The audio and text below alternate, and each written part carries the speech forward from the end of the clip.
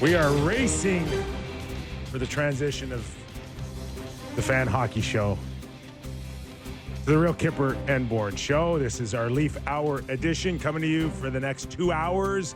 Sammy, you okay over there? What's going on? What is going on? Barney sat in my seat for 1 minute, and there's cords everywhere, and I can't get organized. How did it feel over there? Because you just did a segment with Mike Fuda Yeah. and Matt. Marchese. Yeah, it's good.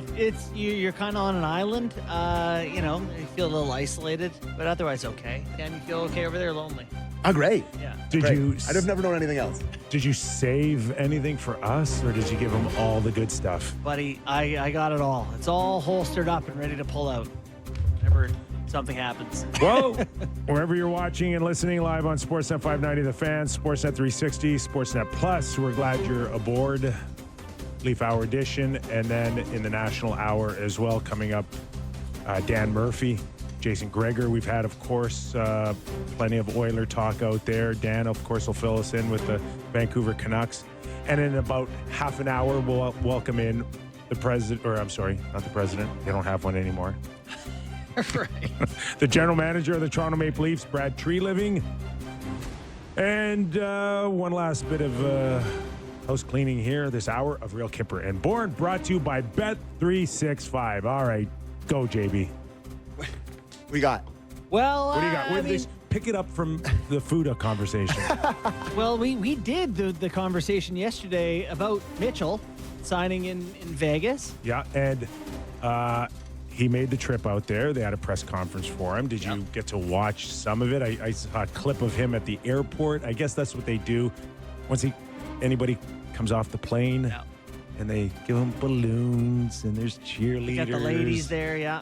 I can't say I sat there and watched the press conference. I saw a couple of clips come across my Twitter feed, and relatively unremarkable. I'd love to be upset about anything. I'm not overly. Sam, I think, was a little more bothered. Wow. By It's okay. First of all, you know what it does to social media, right? That people are like the split, whatever it is. There's the lovers of Mitch Marner, and then there's the haters, and everybody gets to rip on him if they want. Listen, I've been ripping on him since junior. So I wouldn't say I just did it on the way out. So Mitch Marner? Oh yeah. You didn't rip him when he was a Leaf. Oh, never? No. Are you being Just serious? kept quiet. Oh yeah, for sure. But watching the press conference, and I watched the whole thing today. I watched Kelly McCrimmon and Mitch Marner today, which was a bit of a chore, if I'm being fully honest. I get the feeling that he couldn't get out of here fast enough. That he wanted to get the hell out of here as quickly as he possibly. I don't know. Yeah, and That's now you're surprised at that. Or? Yeah, I am. I am surprised. I think it sounds like people are not surprised, but affected by the idea that he had it in his head for a while, right? Yeah. Four Nations, talking to guys there, talking about places in Vegas during the season. I think that's what's irks some folks. I mean, from a fan's perspective, this past year was, and if I do say so myself, maybe the best chance the Toronto Maple Leafs ever had to make a long run in this era. And listen, they got, you can talk about their glowing day yesterday that they had in free agency, and, the Matthias Michelli experiment, maybe you can talk about that.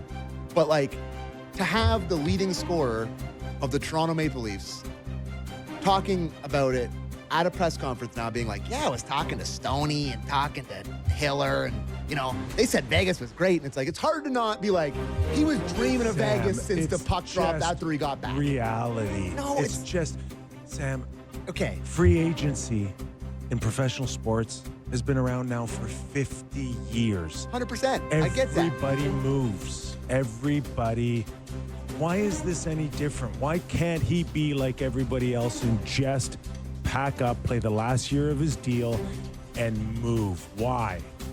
Why? The problem, I think, is that they don't feel like he was fully committed to the team he was on. He had a career year at 102 points. Yeah. Career year. Imagine how good he'd been if he was bought in. 130? Maybe. 140? Sure.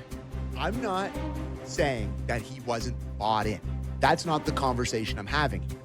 But, it's human nature.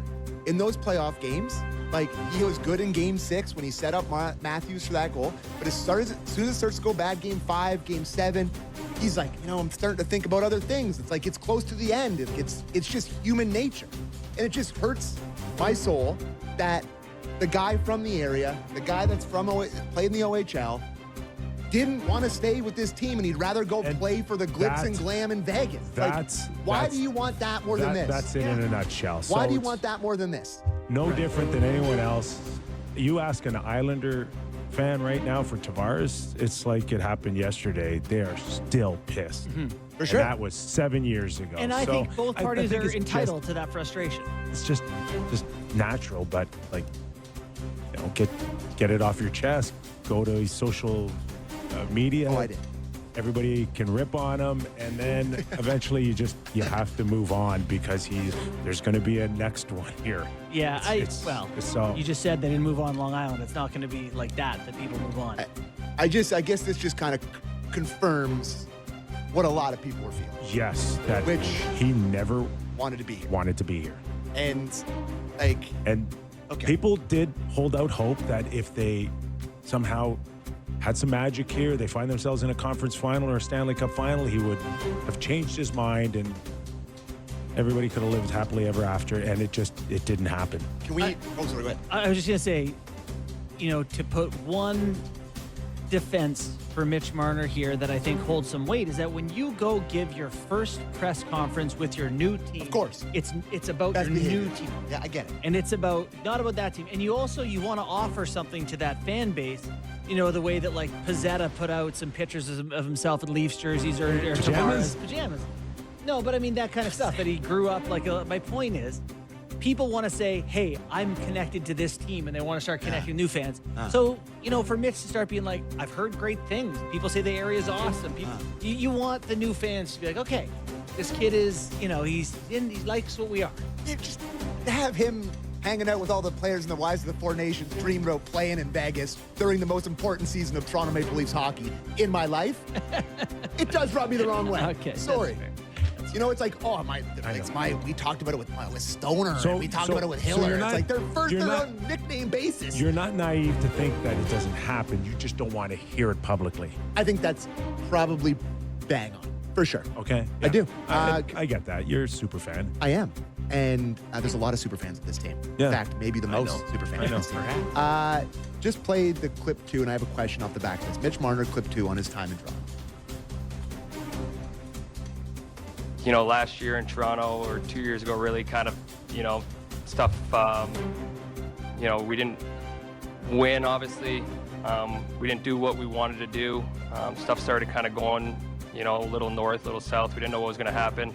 A lot of trade rumors all last summer. Didn't know what was going to happen in that regard either. And, as soon as the year started up, we were ready to commit and play hockey and, see what would happen. But, at the same time, we're willing to take it to the distance and, kind of told Toronto that that was our plan. And, it was